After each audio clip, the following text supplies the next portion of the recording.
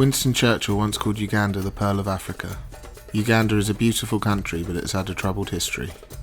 Despite great strides forward, it still struggles with issues like corruption and poverty. Life is particularly difficult for members of the LGBT community. Sodomy has been illegal under the penal code since British colonial times. But recently, through the actions of Western Evangelicals, things are much worse.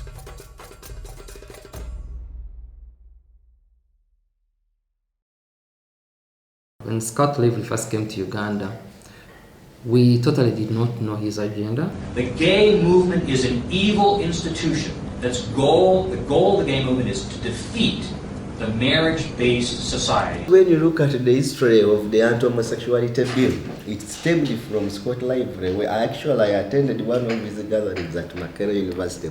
This is the kind of person that it takes to run a gas chamber, right? Or to do a mass murder. These were the Nazis. The information was about homosexuality, how we can drive homosexuality in this world. That was their intention.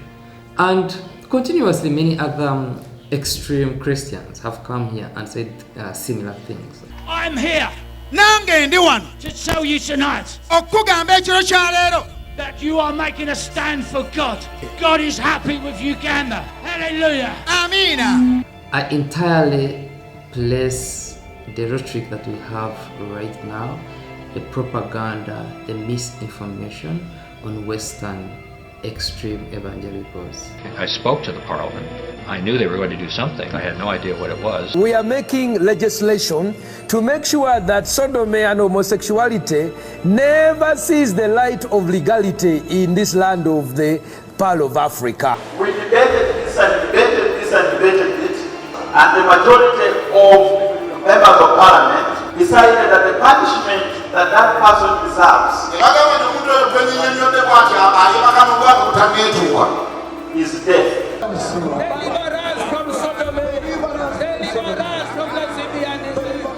We may disagree about gay marriage, but surely we can agree that it is unconscionable to target gays and lesbians for who they are, whether it's here in the United States or, as Hillary mentioned, more extremely and odious laws that are being proposed, most recently in Uganda. As Africans, we want to ask Barack Obama to explain to us, is this what he wants to bring to Africa as a human right to eat the poo-poo of our children? President Obama, he is pointing his finger at Uganda, and he says Uganda should not persecute homosexuals.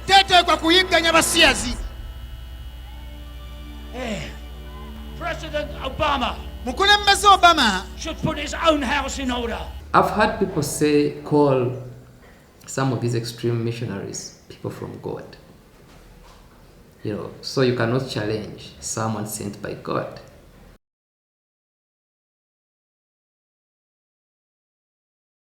I always say that homosexuality existed as long as Uganda existed, and the only challenge we got was when we were colonized by our colonial masters, and I would put this to the British, because it is the British that colonized Uganda, and actually it is the colonizers who brought these laws that are penalizing homosexuality initially. So such laws that were here for a very long time, people don't even know they're there, and some of those laws have not been amended, but they're not really implemented. So the sodomy laws that we have on our penal code are the same. The penal code is the one that is cited every time someone is arrested.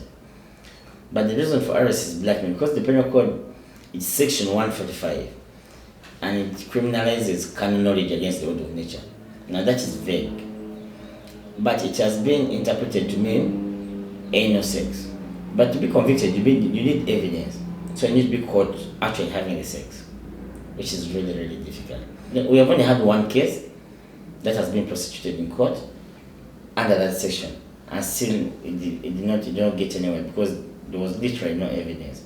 So the police uses that case basically to arrest and detain people and blackmail them, but they don't use it in court.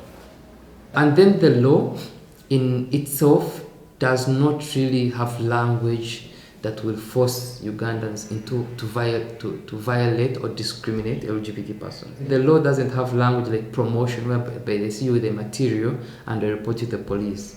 The law doesn't have a mechanism which says, you have to report a non-homosexual person. It doesn't have something that says that an intent to commit a crime of homosexuality.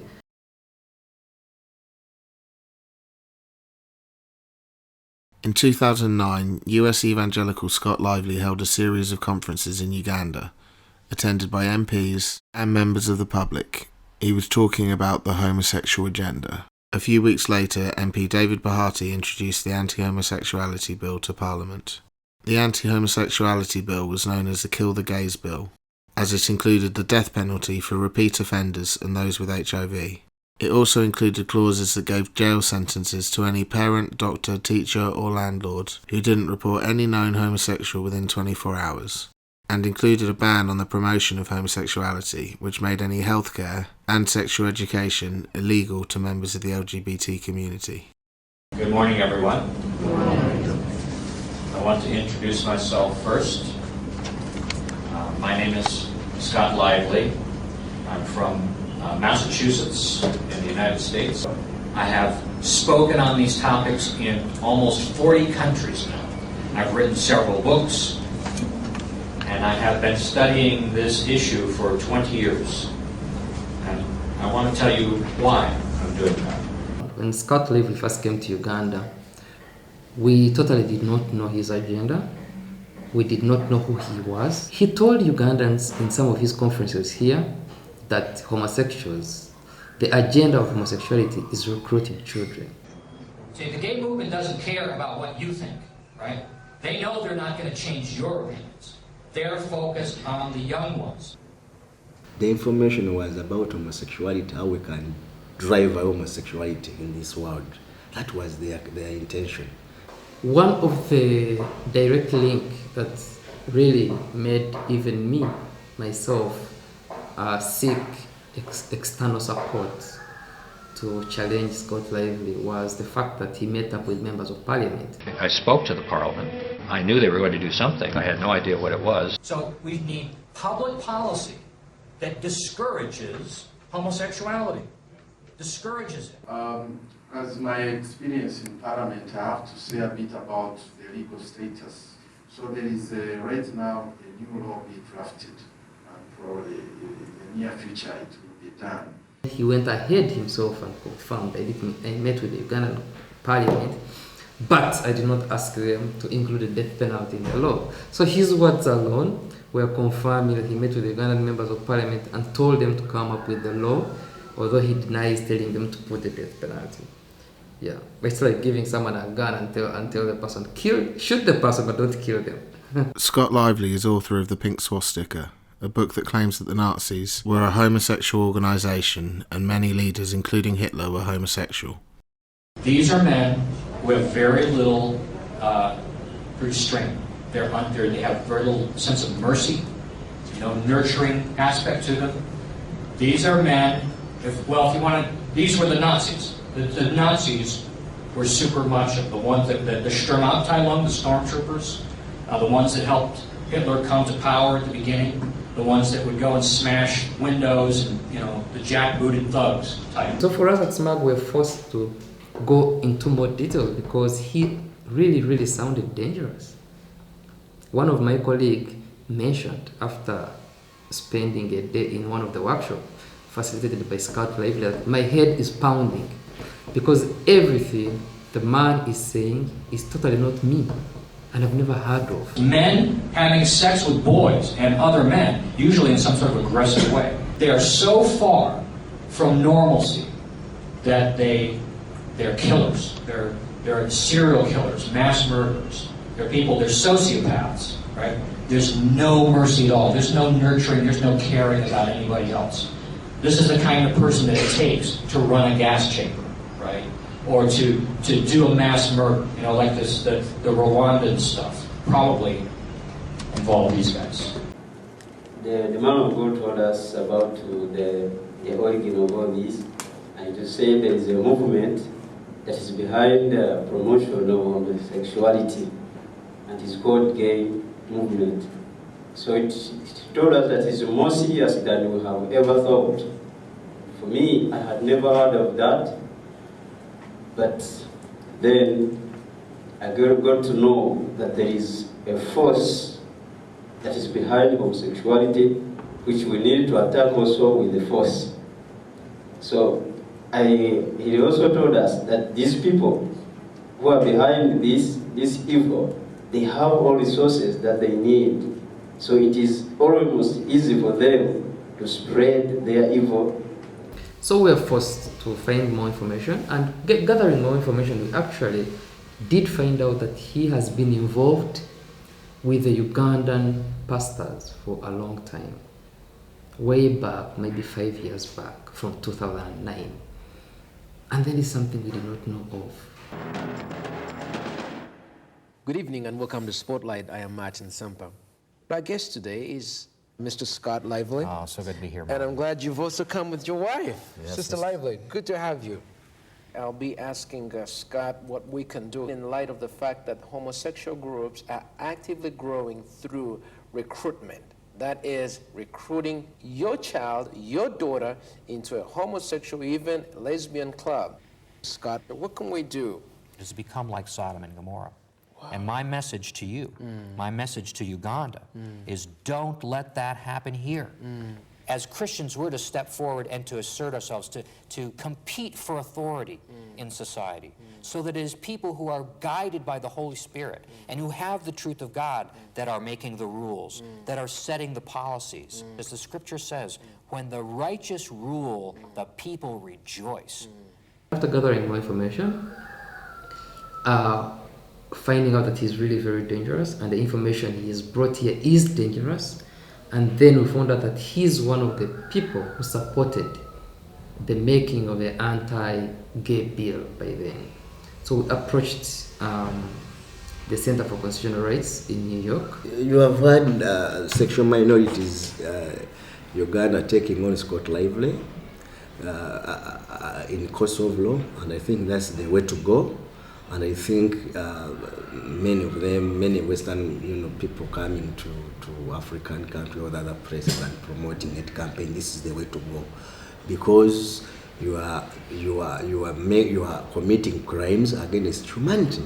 I was in New York and explained that this missionary who has been in Uganda, is there a way we can hold him accountable for the things he said, because these are not right. And legally, I even don't know what I was talking about, but for me, I wanted some level of accountability. Do we approach churches in the US? Are there remedies by the government? Is there anything anyone can do to stop him if he's planning to come back and maybe cause more trouble? So after a few meetings with the Center for Constitutional Rights, we found a way out how we can sue him in the US court, and so we brought up a case against him on persecution, and fortunately the US courts allowed our case to go on, and it is still going on. Right now we're in the discovery process where we're collecting information.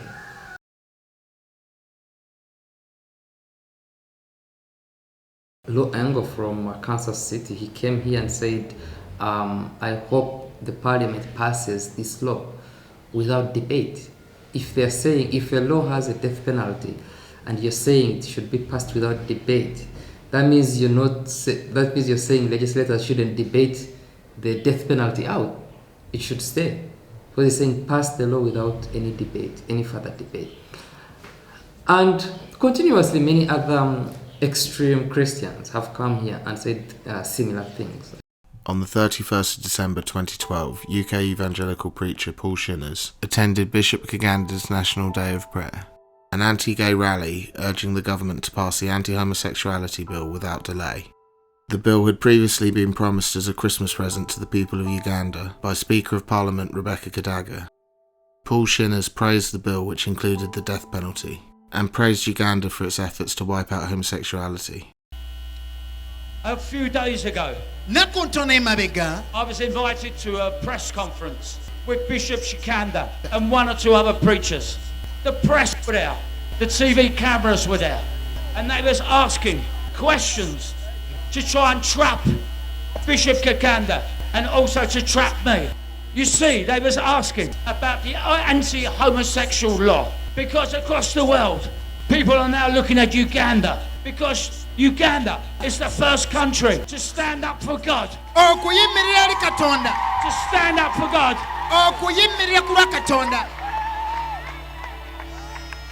We may disagree about gay marriage, but surely we can agree that it is unconscionable to target gays and lesbians for who they are, whether it's here in the United States or, as Hillary mentioned, more extremely and odious laws that are being proposed, most recently in Uganda. You see, there are many nations in this world. America, they are a big, powerful nation. And President Obama, he is pointing his finger at Uganda. And he says Uganda should not persecute homosexuals. Yeah. You see, when you point your finger, one finger's pointing at the other person, but three fingers are pointing back at you. President Obama should put his own house in order.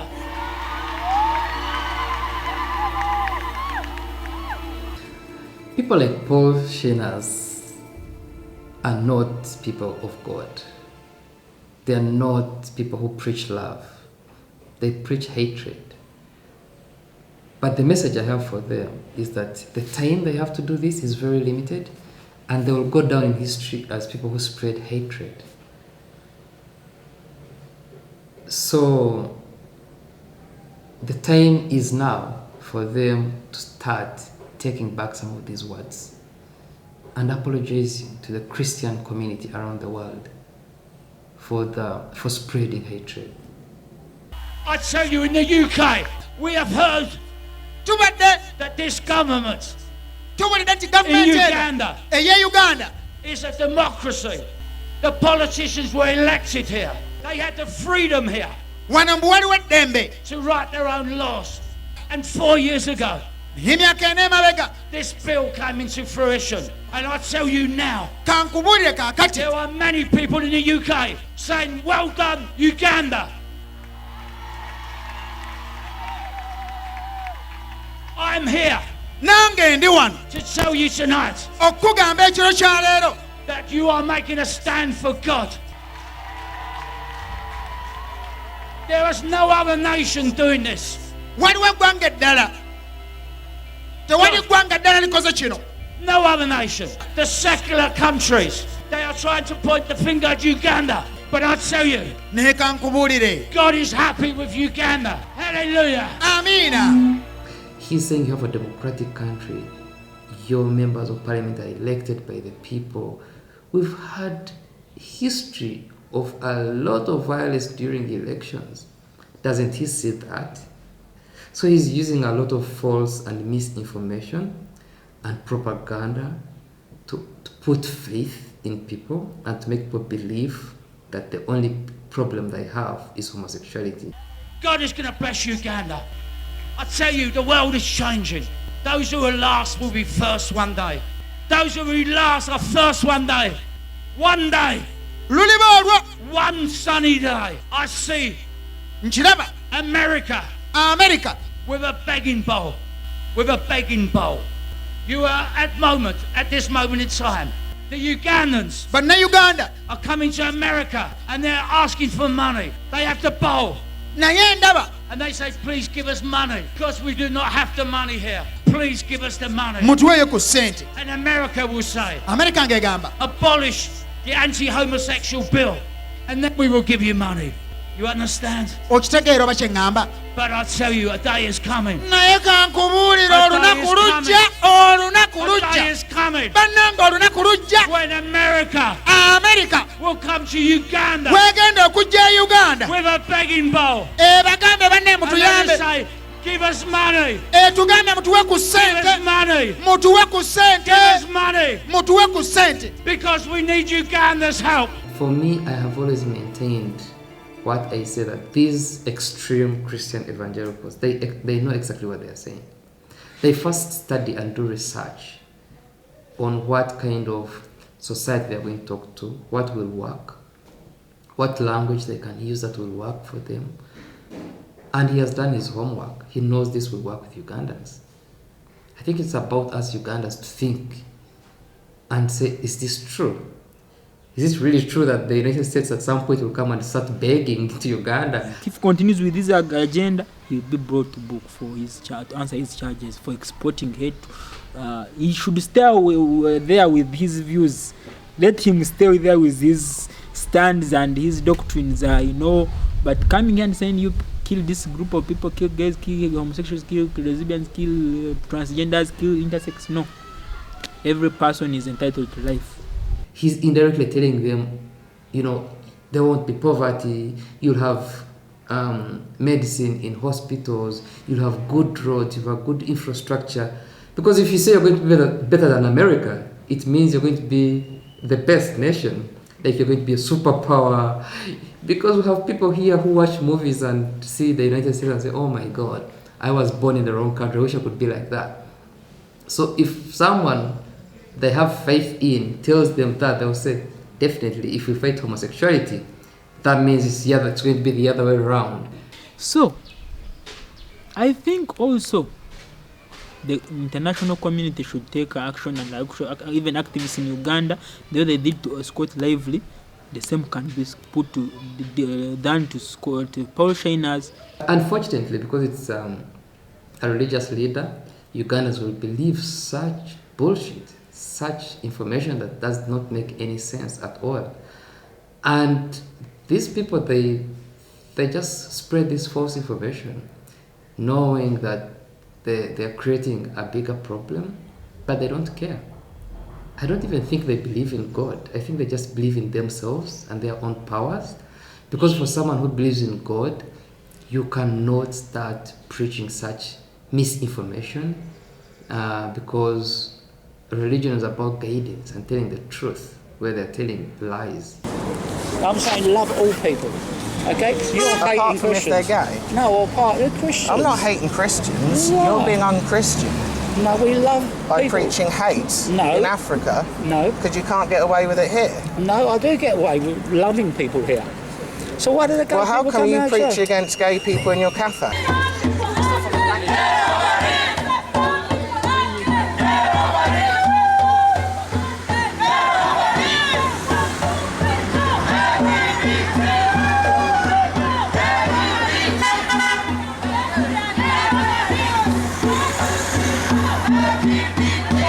How much he can deny? Even as a blind person, even a deaf person, basing on Paul Shinya's speech with Uganda, and good enough it was translated into Uganda language. The guy brought, actually the translator, the interpreter brought up the message well. Everyone saw it. Even of course we all understand English, we saw it. So there is red ink, there is a real proof to pin him that he's really behind all these actions by Uganda and his friends. Are you willing to apologize, to say sorry as a man of God? We support any legislation. I'm a Ugandan, I have the words to say in Uganda. Yes, are you willing to say sorry? No, I'm saying we are against homosexuality. God is love. And so are we. We agree. So are you willing to say sorry? We have. I already said to the people over there, we do not support legislation that legislates against sexuality. You haven't said that publicly in Uganda. What you've said in Uganda is supporting the anti-gay legislation. Watch the video. I have watched. Explain to me how your words... You're bigger. Who's telling these people you said the bill that was proposed 4 years ago is a clear stand for God. We love you here. We've got no issues about homosexuality. What about those who are not here? Who are affected by your words? You said over there. No, you're listening to the words he says I said. Yeah, because no, we've all seen the video, and it speaks for itself. It's your own words out of your own mouth. That's hypocrisy. These extreme religious leaders are very hypocritical. They will say something different. And actually some of them will say, I did not say that when I was in Uganda. But we've been very fortunate enough that now there's a lot of documentation. We've documented some of their speeches here. but they go back and say, no, I did not say that. Or if I said it, I did not indicate that that should be done. So they try to also differentiate their words from their actions. They say, well, if I said that, I did not intend for people to go and do it. Yeah? We've entirely blamed the death of my colleague David Kato on extreme Christians. And I can still say that we still do. But they keep saying, no, we did not intend our message to harm anyone. But the words they say here, they do harm people. But when they go back, and for me, I think I hate to use such words in most times, but I think it's also racism and colonialism. Because they think that in a developed country, you can use certain language, and then when you come to Uganda, a developing country, then you should use different language, because you think you're talking to these ignorant people who are going to believe everything you say. I think they must go back and laugh about it, or when they're on their planes flying back to their countries, they laugh about it and say, oh, we talk to those ignorant people, they believe everything, because they preach different things in different countries. Total double standards. Despite denying any connection or affiliation with Rob McFarlane and River Church. At the time Paul Shinner spoke in Uganda, his website claimed he was a proud member of River Church in St. Neots. River Church is led by Rob and Jill McFarlane from Zimbabwe, who ran a number of churches in southern Africa over an 18-year period before coming to the UK. Like Uganda, homosexuality is also illegal in Zimbabwe. It is even a crime for two people of the same sex to hold hands. Homophobia is ubiquitous within the population and churches alike. River Church is part of the Evangelical Alliance and New Covenant Ministries International. The Evangelical Alliance espouses an aggressively anti-gay approach to homosexuality, condemning any attempt by other churches to evolve on the issue, and recommends dangerous practices like conversion therapy. The NCMI has been widely criticised for a highly patriarchal leadership model, cult-like behaviour, and being led predominantly by white Southern Africans. Rob McFarlane and fellow River Church leader Jim Fitzgerald were also trustees of Shinner's Passion for Souls charity.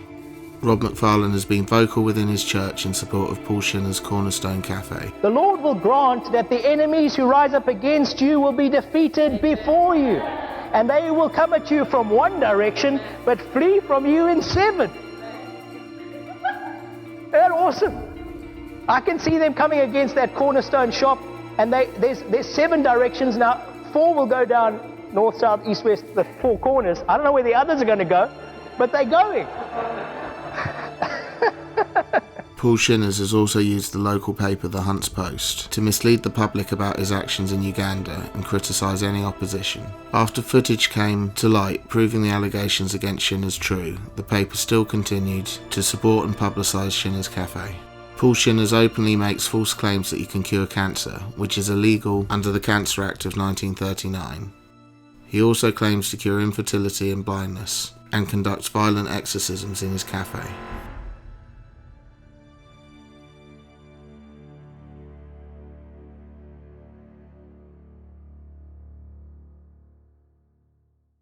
Paul Shinner's host in Uganda on a number of occasions is Bishop David Kaganda, one of the main anti-gay pastors in Uganda. He openly advocates violence and called for the slaughter of members of the LGBT community on his radio station Kingdom FM. He hosts the annual National Day of Prayer, which is regularly attended by a number of international evangelicals. Bishop Kaganda has a program. He has a radio station called Kingdom FM. So he has his own radio. Normally they have a program. It starts at 8 p.m. to 10 p.m. But that program, it's basically for those people who aren't gays. So when they start the program, they start discussing about us, criticizing about. One time he made a statement, and it's on record. He was like, we should slaughter those people.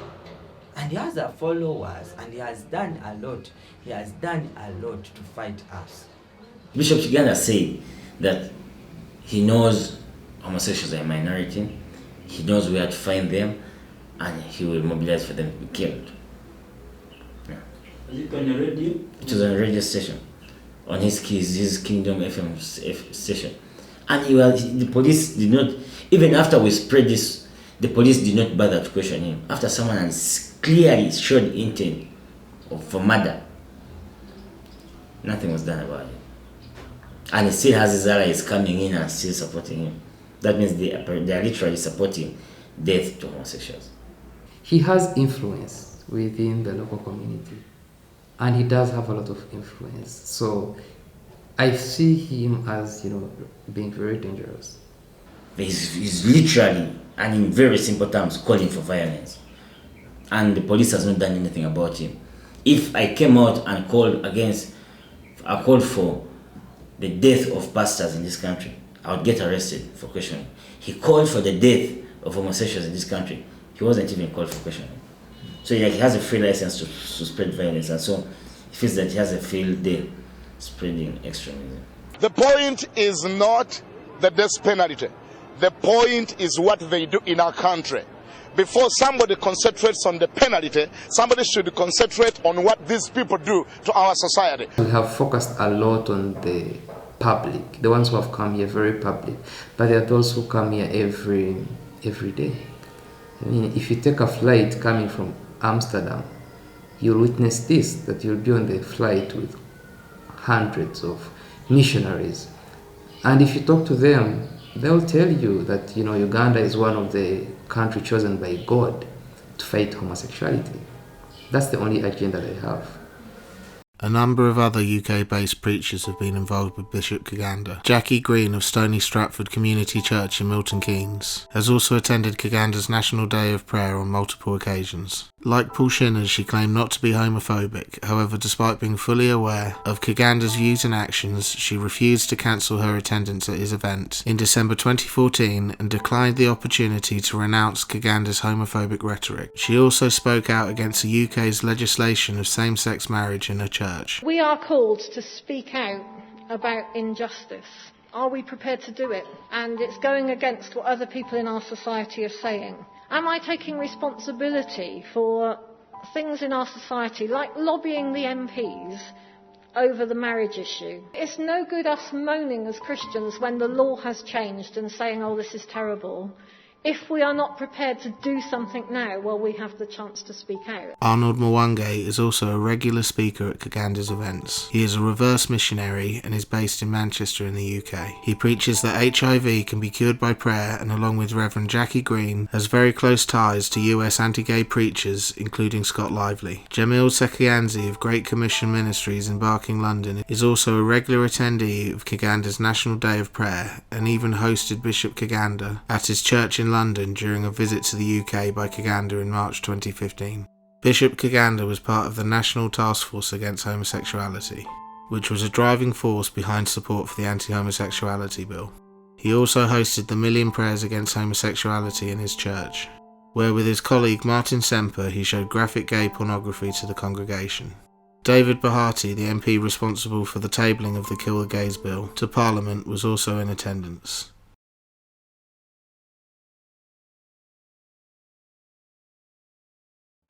This morning, we are going to give a press conference concerning three aspects. We are also going to give you evidence, again, I think some of you, it's your first time in Uganda, to try and figure out why are we having this bill and why now.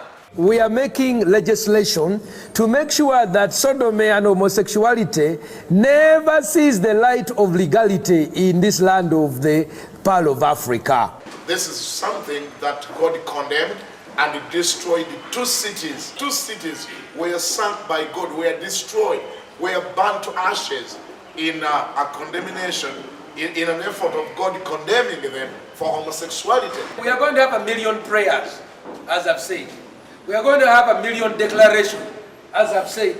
We are going to have 1 million sensitization testimonies of people who have survived homosexuality and what people want. So it's going to be an experience of spirituality, democracy, advocacy, as well as storytelling. I've taken time to do a little research to know what homosexuals do in the privacy of their bedroom. One of the things they do is called anal leaking, where a man's anus is leaked like this by the other person, like ice cream. And then what happens, even poo-poo comes out. The other one poo-poo's out, and then they eat the poo-poo. The other one they do is they have a sex practice called fisting, where they insert their hand into the other man's hand, and it goes into the anus all the way. And it is so painful, they have to take drugs, but they enjoy it. Now, if we have any children, please step out. This is a parental guidance moment. That child can be moved out. So I've done research. This is what they do. Number one, you can see a man here having sucked the other person's rectum, and the other person is poo-pooing, and this one is eating the poo-poo all over the place. Tell me, when you have a law against homosexuality, do you say except eating poo-poo? Hey, I mean, look at this guy sincerely. Bishop. Stagafulaizaha. They are disgusting. What sort of people are they? How can you go? I never knew what they were doing. That's how I've been told recently that what they do is terrible, disgusting.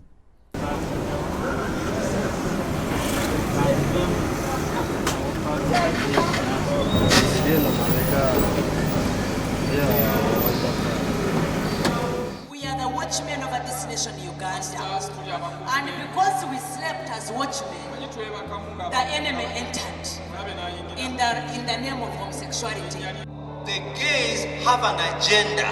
They have a goal. They have a vision where they are going. We have problems of Islam, radical Islam, Al-Qaeda, and what have you. That is nothing. These people are the real. There's even communism. Communism is nothing. The real enemy in the world today, or the real challenge that the world is facing today, are the gay activists. The major argument homosexuals have is what people do in the privacy of their bedroom is nobody's business. But do you know what they are doing in the bedroom? I did research and I gathered their information. Now, they start off by touching each other's genitals and smelling each other. Now he puts his hand inside the other person's rectum. As I told you, the hand goes all the way inside.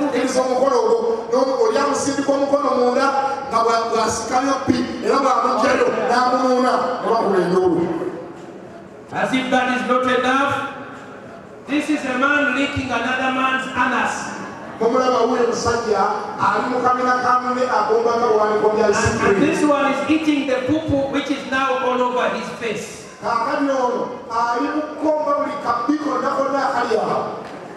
Africans, we want to ask Barack Obama to explain to us, is this what he wants to bring to Africa as a human right, to eat the poo-poo of our children?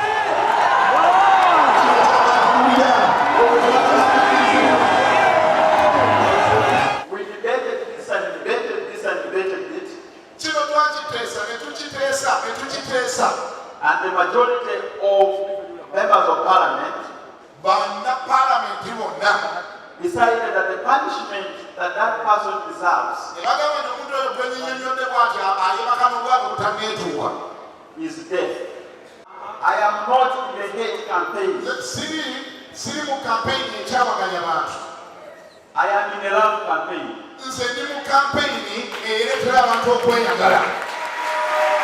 We love the sinners, but we hate the sin. We are going to pray for Honorable Bahati and all the members of parliament. David, you are anointed to slay the Goliath of Sodom. Yes. Deliver us from Sodom. Deliver us from lesbianism. Deliver us from Jezebel. Martin Semper is one of the most vocal and graphic anti-gay pastors. Despite criticising the West for their un-African values, he was trained in America and is a US citizen. Despite the clear evidence and links between Western Evangelicals, their Ugandan counterparts and the anti-gay legislation, its main supporters deny the Western involvement. They are proud of their efforts to wipe out homosexuality and don't want the credit to go to those in the West who are truly behind it. It's offensive to me that every time a black man does something good, you have to say that a white man told us to do it. That's really offensive to me. Martin Semper has a history of bribing individuals to suit his agenda. In October 2012, Semper and 5 other individuals were convicted of conspiring to tarnish a rival pastor's reputation by falsely accusing him of engaging in homosexuality. Members of Pastor Robert Kayanja's church were bribed to claim that they had been sodomized by the pastor. The court found the 6 persons guilty after prosecution gave overwhelming evidence that these people actually conspired to injure the reputation of Pastor Kayanja by hiring boys to pose as sodomy victims. As Pastor Kayanja was busy preaching the gospel of Jesus Christ, these people were busy recruiting young boys to pose as victims in order to soil his name. This is the casualty department at Mulago Hospital, where renowned pastor and evangelist Martin Semper is currently serving his sentence of 100 hours of community service. People from outside Uganda choose their allies carefully. Paul wouldn't come and work with me because he knows I'm speaking the truth and he's telling a lie. He'll have to find someone who's telling a lie. But even when you find someone who's telling a lie, Paul will have to choose, do I want someone who's telling a lie but calling for counseling, or do I want someone who's telling a lie and calling for death? He made his choice. It's very clear. He is for violence. That's why he's associating with people who are calling for violence. Otherwise, he would be associating with them, yes, and condemning the call to violence. But he's not. Why? He supports the call.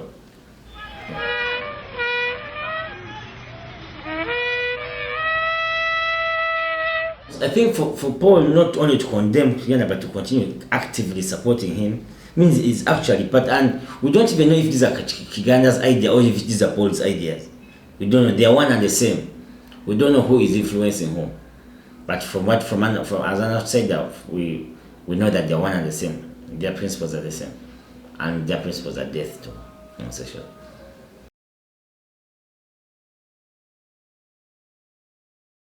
It now appears government is ready to concede some ground.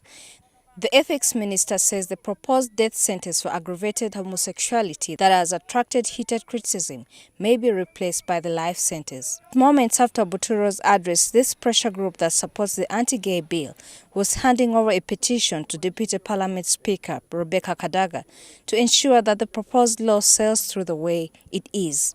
The anti-homosexuality bill was passed by MPs in December 2013 and signed into law by President Museveni in February 2014. The bill tabled by Ndora West MP David Bahati in the previous parliament has been pending since 2009. It was passed with several amendments like the controversial Clause 3 on aggravated homosexuality. The committee had proposed that a person convicted of the offence shall suffer death, but it was amended to life imprisonment. The proposed law also makes it criminal not to report gay people and also bans the promotion of homosexuality. I will sign the bill.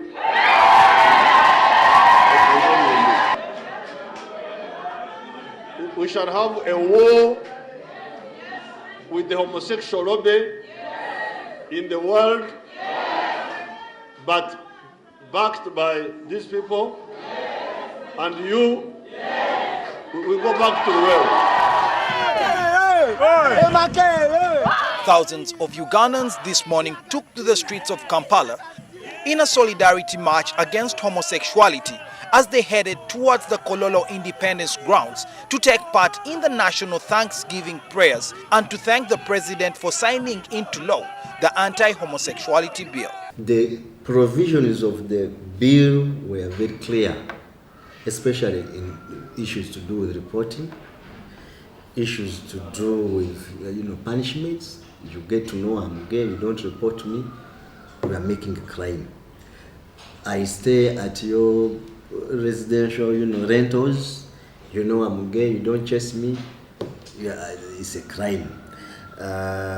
Promotion, if like I have any magazine, any newspaper, even the academic world writing about homosexuality, that was, a crime. Now, when the bill was passed, everything changed. Literally, everything you say or do becomes illegal. So you have, for example, we run a clinic here. You have the numbers of people coming for treatment dropping. We have some people are HIV positive and they have to be on drugs constantly. So when they're not coming, then that means they're not doing their drugs. And their health is deteriorating. I sit on the security committee. And we had like a 200% rise in arrests, in evictions, in violence. So it was like everything skyrocketed. Parents were denying their children. People were literally, this space was full of people who had been thrown out of their homes. We were running from one police station to another because police was arresting people, not because it wanted to take them to court, but because it wanted to blackmail them. Arrest these guys because now we have a law to use, and then they'll pay us money. We had a lot of difficulties. As an institution, our membership was disorganized. Their programs couldn't go on. Some had to close down. Some had to stop providing services, direct services to the communities because of fear of being arrested or being attacked by the public. And then, of course, you see my office. It was, you would walk into my office and you notice my office. I had customized it. These walls were full of information that was very relevant to myself and to the organization, but all that had to be removed for the fear that any information could be used as promotional materials. And then we couldn't hold meetings properly, because sometimes you invite people for meetings and then some people don't turn up because they fear. And then also sometimes we would just cancel the meetings, not to put people in danger. Everything practically stalled. And so we had to go undercover. Activists were not willing to go and do follow-up in the field because the reality was that it had become extremely more dangerous than it was before. So work became really, really very difficult. In May 2014, Sexual Minorities Uganda produced a report documenting the unprecedented rise in acts of homophobic violence in the 4 months following the passage of the anti-homosexuality bill in December 2013. They documented 162 cases of attacks in that short period. In comparison, there were only 19 in the whole of 2012. They documented cases of violence, torture, blackmail, loss of jobs, property, and even 4 cases of suicide as a result of passage of the bill. We produced a report when the law was passed. And at that moment, it was a moment whereby we wanted to respond to the law. So the only way we could be very, very reactive was tell people stories as they are. It was sort of a very reactive, very active kind of demonstration, but in a much more way that wouldn't put anyone in harm. So that's why we produced this report, and mainly for the Ugandan audience, the media and the politicians and the law enforcers, tell them that whatever you're doing, this is the problem you're causing. And these people are saying, no, stop. That was the major aim of the report. We document and say the increase in violence is about 700% compared to the past, So in just 4 months within when the law was in place, we had that much enormous increase. And of course, we tried to compare with the reports we were getting prior to that. And the thing we mentioned about our report is that we did not go out looking for this information, but these are people who came to us, meaning they wanted help, or they were fed up, they were tired of this violence and violations. It wasn't a research where you go in the field and collect information. These are people who came to us, but this is what we faced. Had we gone out to have been bigger than that, had we gone out and done our research, we would have verified more. It created as many problems as possible to LGBTI community, especially at the grassroots level, where families have disassociated themselves from their children because of homosexuality, where people have lost jobs because of homosexuality, people have been evicted by landlords because of homosexuality, people have been abused, arrested, beaten, and this is attributed to the campaigns that have been going on across the country. So in terms of looking at the bill, it has created more problems Even HIV infection within our population is increasing. As we stand now, it is 13.7 among men who have sex with men, gay men. Reason being probably because many of our people go in the closet. They cannot access medical care, they cannot seek legal address, they cannot, have services that any Ugandan would be entitled to. We have one of the national HIV/AIDS organizations that turned people away when the law was in place. And we were shocked because this is a national a national HIV/AIDS organization. Turned people away. We had to devise means. There was a project that was supporting LGBT persons living with HIV/AIDS and also providing information on safe sex to the men who have sex with men. A project of Makerere University, one of our major universities here, funded by the US government.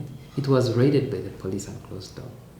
And when it reopened, they did not want to do LGBT work because of the fear that they could be closed again, and also because of the fear they were placing on their staff. After the bill was passed by Parliament, but before it was signed into law, Makisa Kim and Makasa Jackson were arrested under the old penal code. This was the first time in the history of Uganda that a case had gone to court.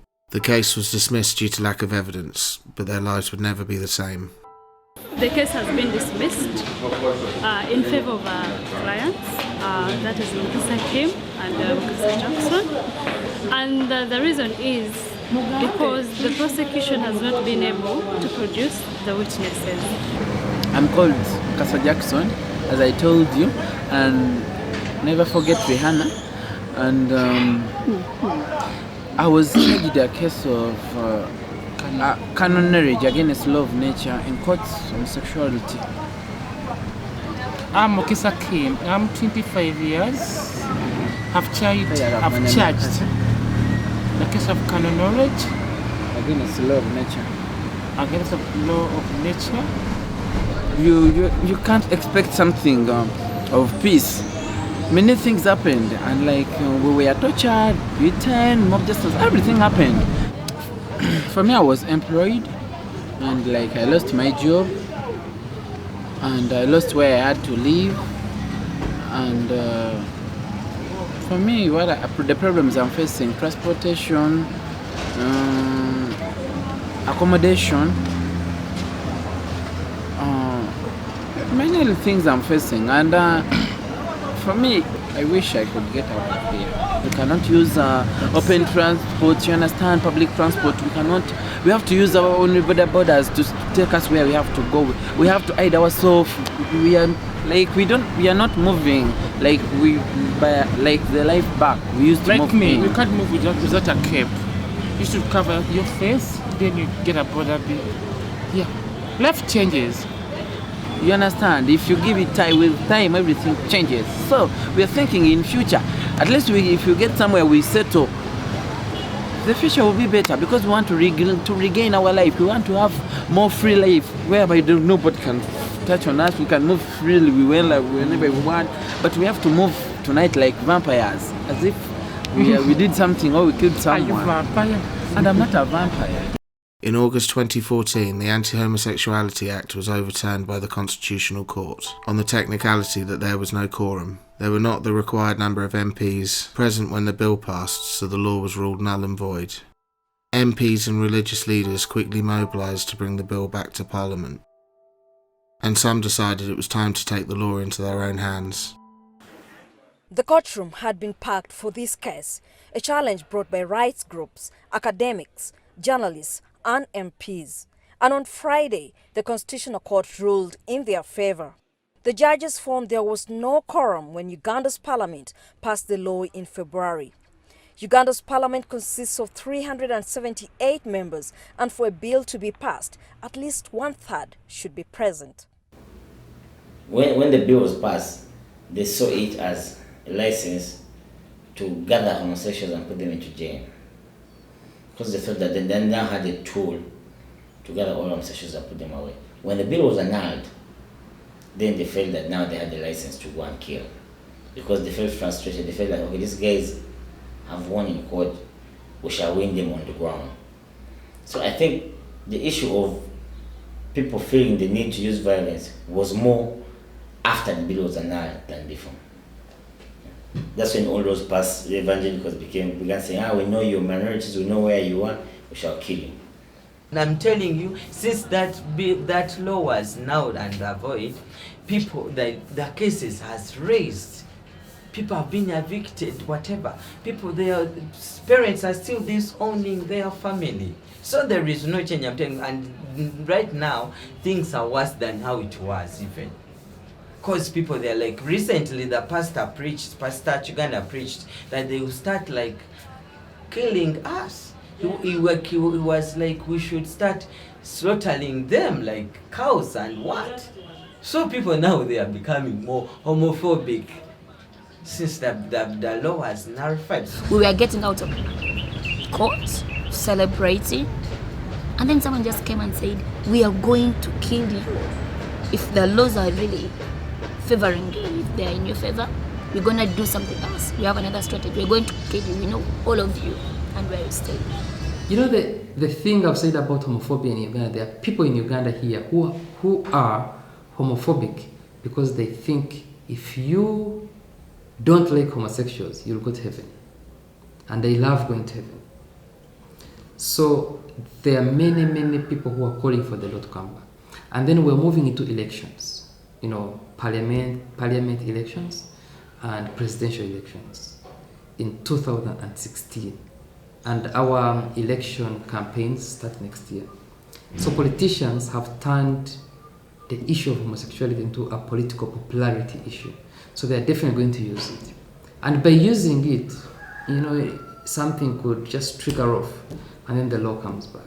And of course they have, the movers of the law themselves have got huge amount of support from the Christian Evangelicals. So there is still a lot of push. And it's unfortunate, but we could see another law coming back. We could see another law coming back within a year, 2 years, 6 months. There is a push. I mean, the MPs, these are two different constituencies. The MPs, we're going to an election period. So MPs ride on, politicians ride on sentiments. So they know, okay, if the sentiment is against homosexuality, then I'm going to rally for the bill to come back so that I can get the votes. The evangelicals survive on homosexuality. So to make money, they need to keep the debate against homosexuality alive. So those are two different things. These guys want to make money, so they have to keep on talking about homosexuality. Politicians really don't have to talk about homosexuality. But if it helps them, they will talk about it anyway. So they push against homosexuality, and I've already said this, the anti-homosexuality bill, why it was a bill, why it was an act, and why it was a law, it had nothing to do with homosexuals. It was all a political power play. So while these guys are using you as pawns, they're playing a bigger game. Such has always been about the bigger game, and it's always going to be about the bigger game. So whenever it helps, whenever someone feels that they're in a corner, they're always going to run back to continue homosexuality and like divert attention. So yes, the politicians will always use it. But we know when the politician comes out and is against homosexuality, it's not exactly that he's against homosexuals, it's just like he wants something to use. But for the religious leaders, they can't stop because they need to eat. So that's how they make their money.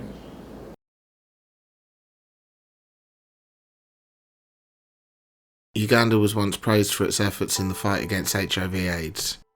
However, the influence of Western Evangelicals funding abstinence-only sexual education programs and supporting the anti-gay legislation has dealt a dangerous blow to the fight against HIV and other sexually transmitted diseases.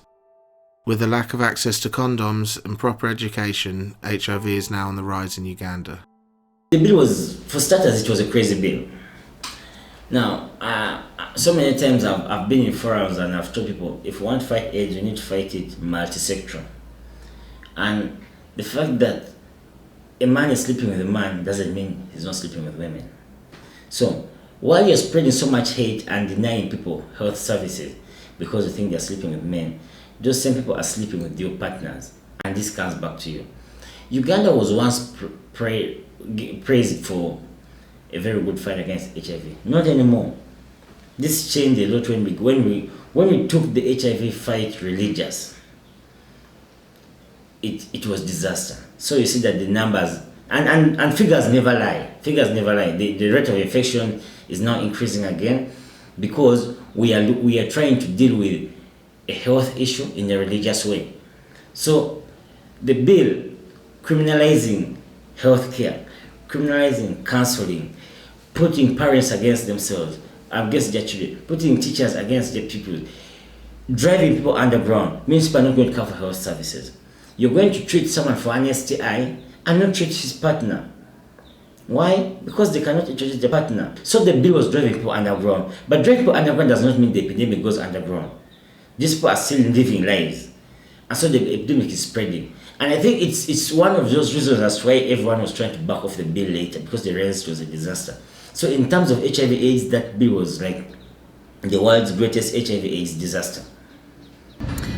What I have to say about the HIV prevention is, one, there is a contradiction and misinformation. It is a two-way thing. First, our community members are still ignorant. They don't know how to protect themselves, or they know gay sex or LGBT sex is okay. There are people who are still very ignorant. How can I have sex to a man? Man and man. For us, we don't need. How to a woman and woman, how can we get sick? No, we cannot. So we still have people who are ignorant. And instead of giving us platforms to inform this ignorant group, they say it is promotion. Look at the Walter Ridge project that was closed, sensitizing people. So how are we going to implement this? It is not easy. Instead of telling people, if you're HIV positive, go for a test, checkup, start medication. When they go to evangelical churches, they tell them, you are healed. Put away those ARVs. God is going to heal you. I don't know what's wrong with evangelicals now. Any church, even on the media, when you sing that person, they are going to tell them, no, if you have HIV, just come to my church, you'll get healed. And people are dying. So they are promoting. They are promoting HIV. Because people are like, after I go to church and they pray for me and I get it, why do I need a condom? Yeah, that is what they say in church. Here in Uganda. Western Evangelicals and their Ugandan colleagues have been involved in a campaign of lies and propaganda designed to confuse and miseducate the people of Uganda about members of the LGBT community. They spread lies that homosexuality is un-African and is a learnt behaviour that has come from the West. They say that LGBTs recruit school children and are akin to paedophiles. They even bribe impoverished LGBTs to claim that they have become ex-gay to help spread their lies to the people of Uganda. If you do not want the death penalty for pedophiles, what punishment do you want? Otherwise, are you a defender of pedophiles or are you a protector of children? The history of Uganda is clearly that LGBT people have been here. But what is different is that homophobia has not always been here. Homophobia was brought. Homophobia is relatively new. So, and homophobia came with an agenda, like I told you before. So homosexuality is clear. When these people began speaking against homosexuality, it was about just men are having anal sex, just men are doing this and that. No one was really caring. So they sat back and said, what do we do? And that's where the evangelicals come in. They're like, okay, when you just say the Bible doesn't like homosexuality, the point is, Ugandans are doing so many things the Bible doesn't say they should be doing. So everyone will be like, okay, the Bible doesn't say that, but the Bible also doesn't like what I mean. So no one was caring. So that's why the evangelicals came with this clear strategy and say, no, you go and tell them the homosexuals are recruiting your children. That way they will listen. You go and tell them it is a neo-colonialistic tendency. It's coming from the West. So all the things they were saying that homosexuality is un-African, people are recruiting children, it is all political. It is a political strategy to capture the attention of the public. I always tell people that before even we are colonized, we had homosexuality. That's why we have this homosexuality in our local languages. Abasias, for example, in my culture, I'm in Uganda, we call them Abasias. This is not a Western concept. You see, where the Banyankole call them Ebitimbwa, here always the president of Uganda mentioning it. This is not a Western word. So homosexuality is not that it came from somewhere. We are seeing, for example, I like the executive director of Spectrum, Samuel Uganda. At one time he was giving a testimony, and he said he started realizing his sexual orientation at the age of 7. And by then there was no computers, no internet, no radios, no whatever. But he had realized that this is my sexual orientation. If there was no homosexuality, definitely the British colonialists wouldn't have bothered to make it a crime in Uganda. I refer to myself. If it's an African, then I'm not African. But I believe I'm an African and I'm homosexual. Yeah. I really, really feel bad. And somebody's like, I recruited someone, or I was recruited. Personally, I wasn't recruited. I just discovered myself. I used to pray a lot about it. Fasting, I could go for fasting even like there was a time I tried fasting for 40 days just to see that I get rid of this demon. I was a demon, but after some time I realized this is me, and I wasn't happy the other way. I think my mom knows me better than Sempa. My mom knows me better. She taught me how to be a woman. She never taught me how to be a man or how to pretend to be a man. Or she never told me when you grow up you either choose to be a boy or a girl. No, she never. I grew up knowing a woman is sexually attracted to a man. I also fought my sexuality at a certain level. But when I found family, it is self-discovery and it's a peace of mind. You get relieved, you're like, oh, okay, I belong here. We love our country, yes. Homosexuality is not imported here. I was born here, I've grown up from here. And no one taught me whatever I do concerning my transgenderism. No one taught me. And the same applies to the other acronym. So they should stop lying Ugandans, rather. They should teach Ugandans how to respect and accept people's different diversities. And if this was bad, why do I feel relieved being myself? It's a Western culture. It is the same Western culture that brought homophobia.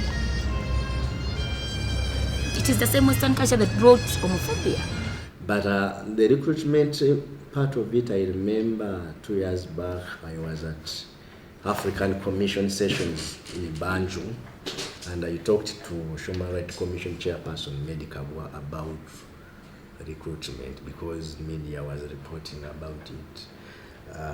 Pastors were talking about recruitment, and I told them I think as a commission mandated to look into human rights issues, why don't you constitute a commission of inquiry into the recruitment so that we have empirical evidence. If Moses I'm found recruiting, I will go to Zira. I will go to prison because I know this is something we are not doing. The chairperson told me that there is no evidence that LGBT people recruit, so we cannot commit funds into that. I'm proud of what I want. I am. So I'm just, what I can say about that thing, I'm just glad and proud of I being gay. You should be proud what you were. It's your nature.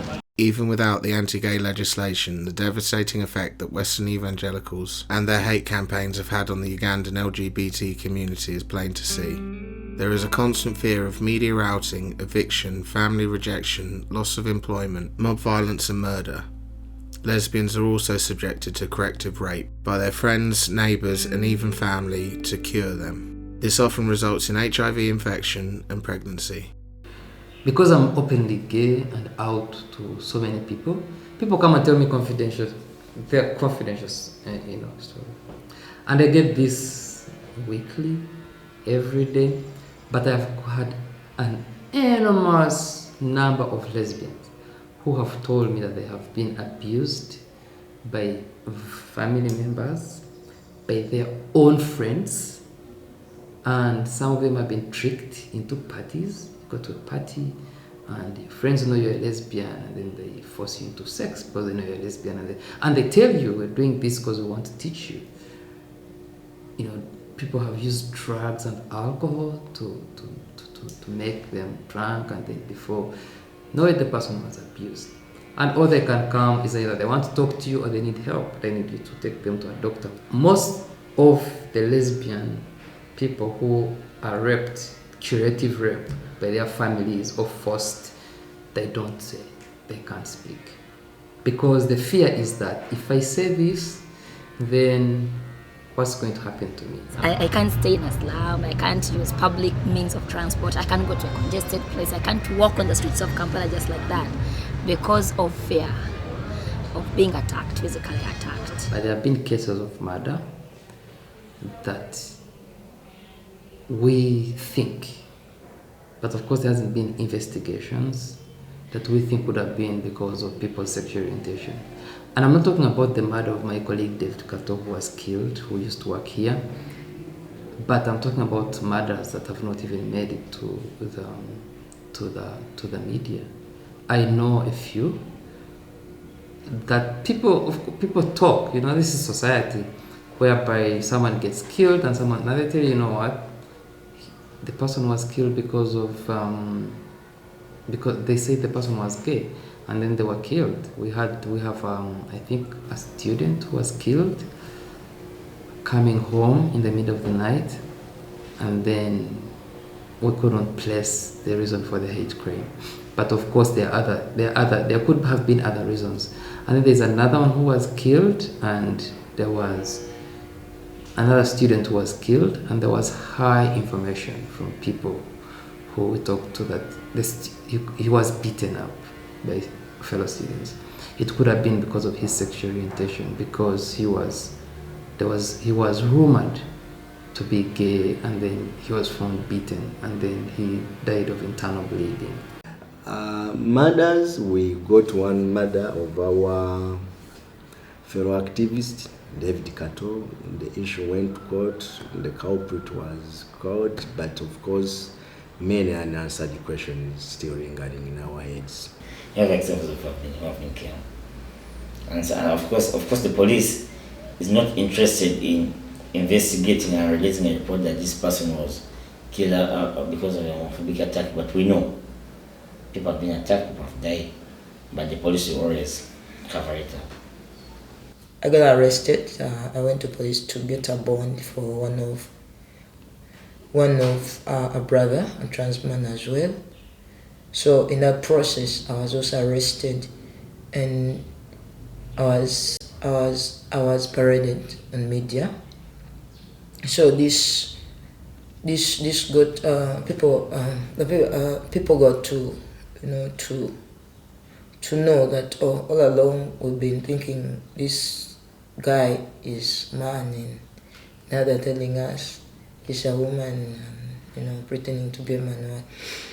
So that impact to the society led to a lot of threats, because by the time I went even back to the place I was renting, I found that they had written, sort of stuff on my house, and I was ordered to leave without giving you time, or the landlord was just like, leave my premises, I can't tolerate people like you, and the whole village was just like, we can't tolerate you. Yeah, and to some extent they tried to do mob justice.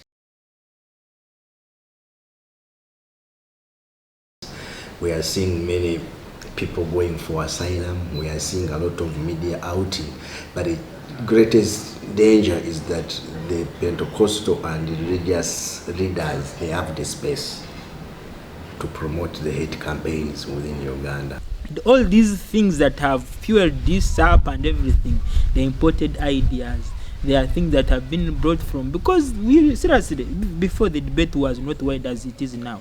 We never had these bills coming in parliament, we never had this thing coming up, but now you find that since it has come up, then also LGBT can't sit back and say, I can't just sit back and leave you to attack me. And when I know I'm innocent, I have come out to defend my name. One day you say the gays are Uganda, there are no gays in Uganda. Then LGBT saying, let us come out here, we are here, you know. Western countries like the UK have good laws to protect the human rights of their own citizens, but they should expand these laws to protect the human rights of those in other countries who are affected by the words and actions of their citizens. Had Paul Shinner's been speaking in the UK rather than Uganda, legal action could have been taken against him for inciting violence against a minority. However, due to the fact that his actions took place on foreign soil, there is no action the British police can take. The Cornerstone Cafe is now closed, and Shinner's, an ex-professional footballer, has returned to his old company Pulse Fitness, where he was appointed Director of Interactive Products in April 2015. However, the Passion for Souls charity is still operating, and Shinner's has continued to travel to Africa to preach his vile brand of Christianity.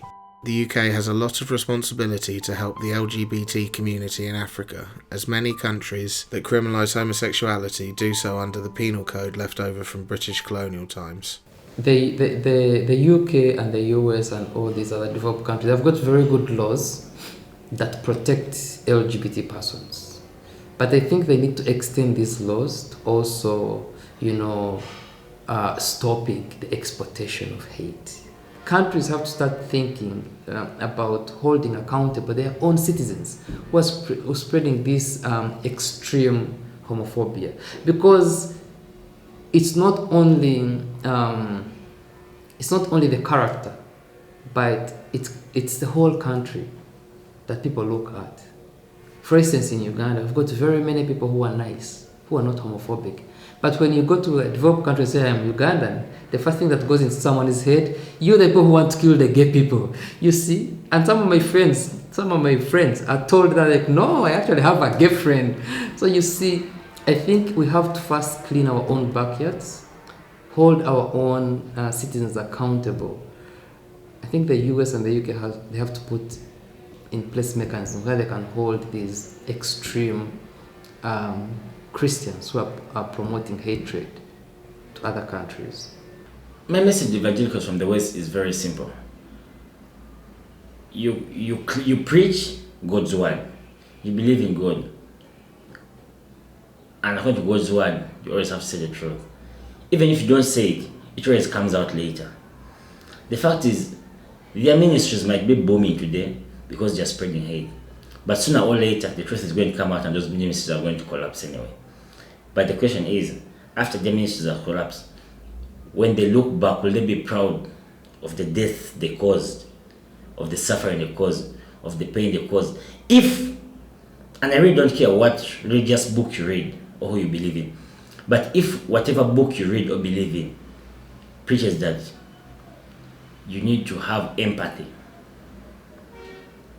these preachers need to sit back and think, do they have empathy? Is what they're doing, even if they don't, even if I think that sex work is bad, even if I think that Islam is bad, is it right for me to make sure to work so hard, so tirelessly for the death of people I don't like? If the religious leaders, if those evangelicals think the right thing to do for people who do not do things the way you think the Bible says they should be done is for them to suffer, they should go ahead. If they think that the Bible doesn't give them the right to judge, doesn't give them the right to punish, then maybe they need to step back and look at themselves and say, am I doing the right thing? Okay, maybe just by not doing things according to the Bible, or according to the way I believe the Bible says things are supposed to be. But in that case, what do I do as an evangelical? Do I put them in jail? Do I kill them? Do I cancel them? Do I love them?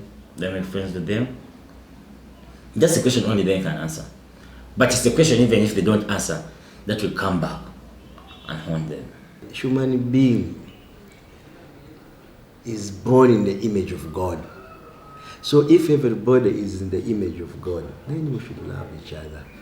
Let them promote love, let them promote tolerance, let them do away with hate campaigns, because the hate campaigns they are promoting are having great effect on the lives of LGBT people in the entire world.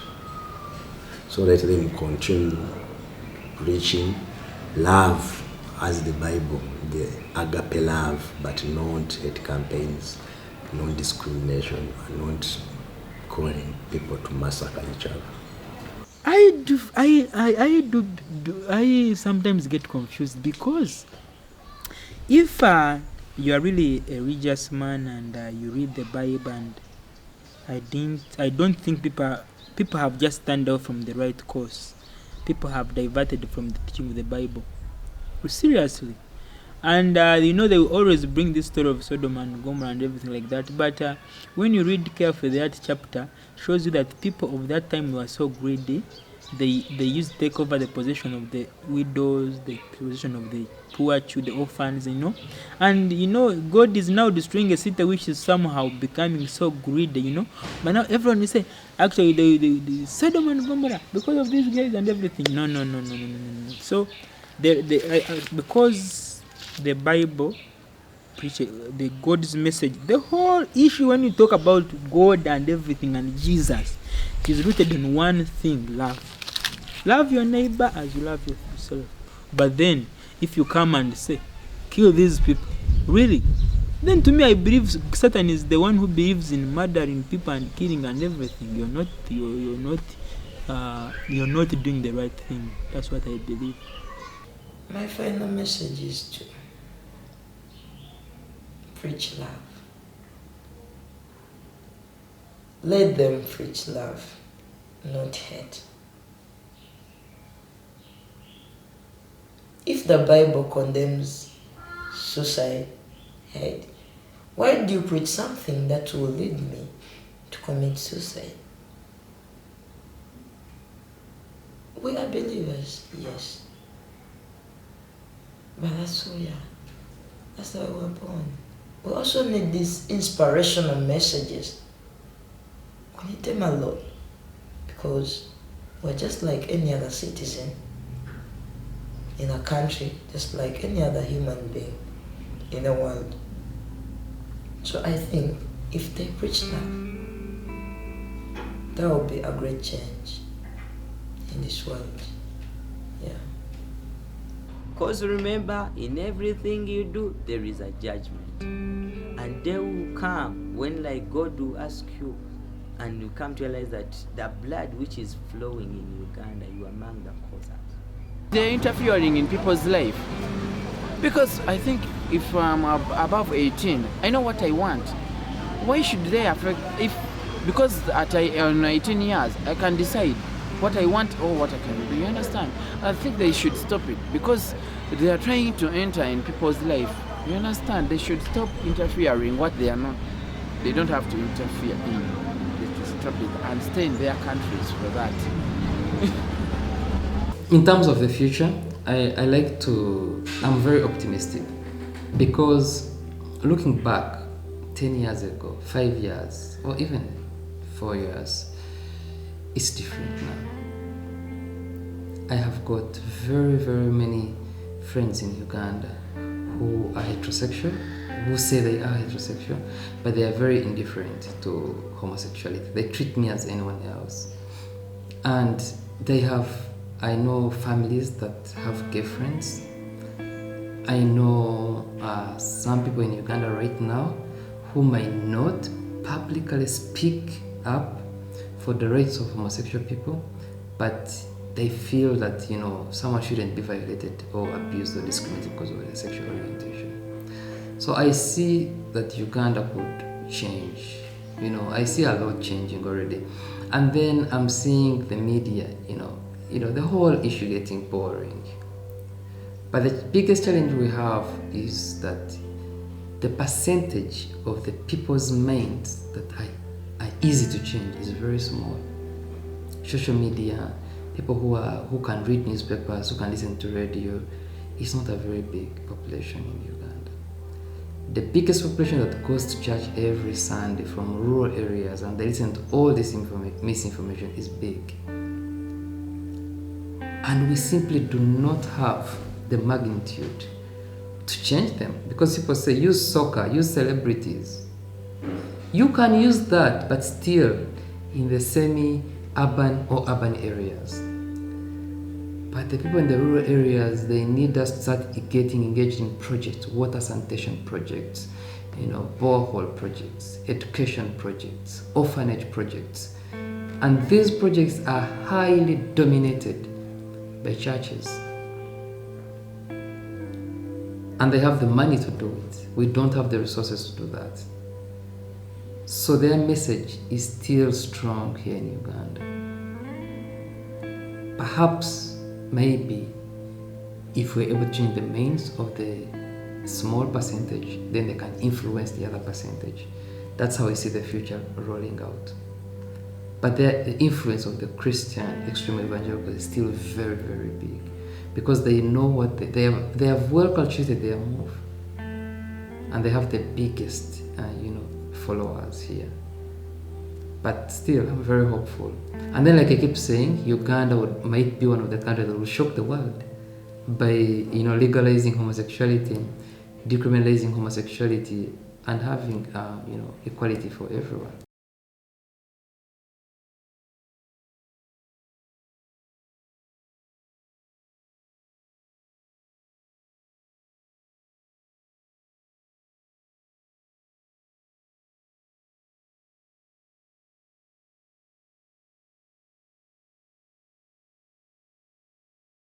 I do need to ask you a final question, and that is your constant haranguing and harassment of the gay community in Uganda. The head of the gay rights groups there says it's actually a really scary and rough time. LGBT people are fearful to even vote, as there is a risk that they will be targeted at the polling stations due to all the hate speeches. What are you afraid of? Why does this group, over the years, why is it so utterly oppressed and harassed? Who is haranguing the homosexuals? Who was haranguing them? You and your government, your churches talk about them.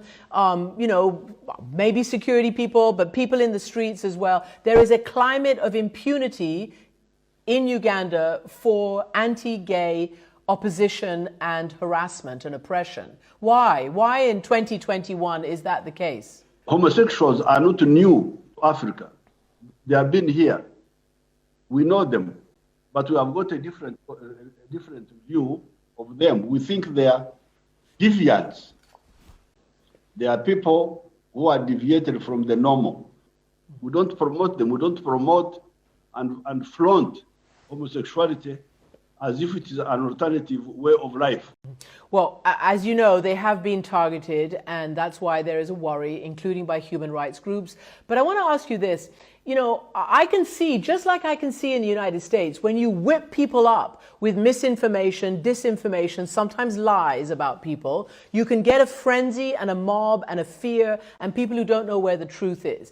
And I know that in parts of Africa, homosexuals are promoted by the church, by others, as deviants, as you're saying, as pedophiles. And it's just not true. And I wonder whether you think that you're a Christian, your wife is a Christian, whether you think that's charitable, and whether you think that perhaps you can actually move forward with a different view to that segment of your population. Because as you say, they are Ugandans, they're there to stay. It's not fair.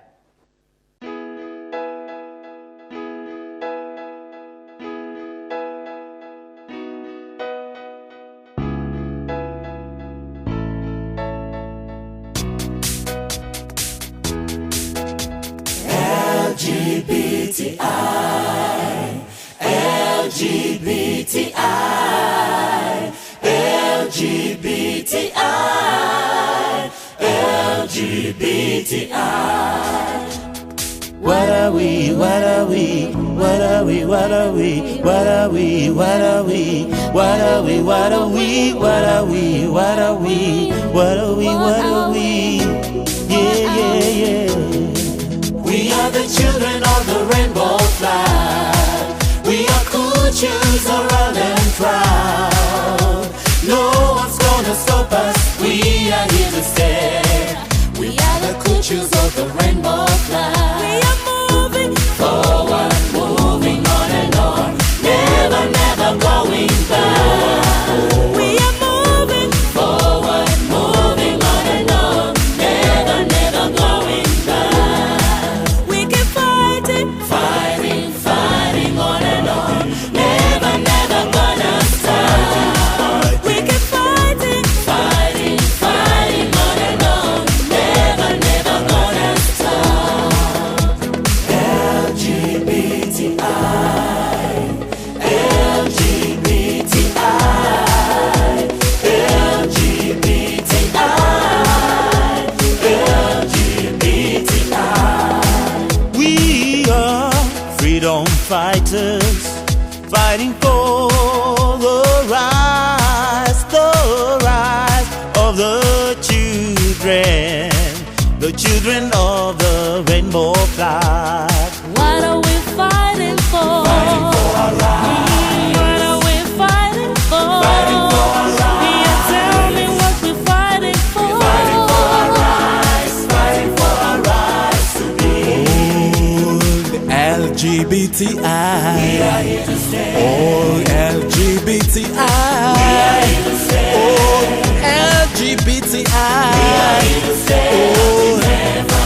Going anywhere. The children of the rainbow flag. We are proud to be. Yes, the children of the rainbow flag. We are proud to be. Yeah, children of the rainbow flag. We are proud to be the children of the rainbow flag. LGBTI, LGBTI, LGBTI, LGBTI. We are the children of the rainbow flag. We are cool, choose around and proud. No one's gonna stop us. We are here to stay. We are the children of the rainbow flag. We are moving forward, moving on and on. Never, never going back. We are moving forward, moving on and on. Never, never going back. Oh, we keep on fighting, fighting, fighting on fighting, fighting. Never, never gonna stop. We keep on fighting, fighting, fighting on and on.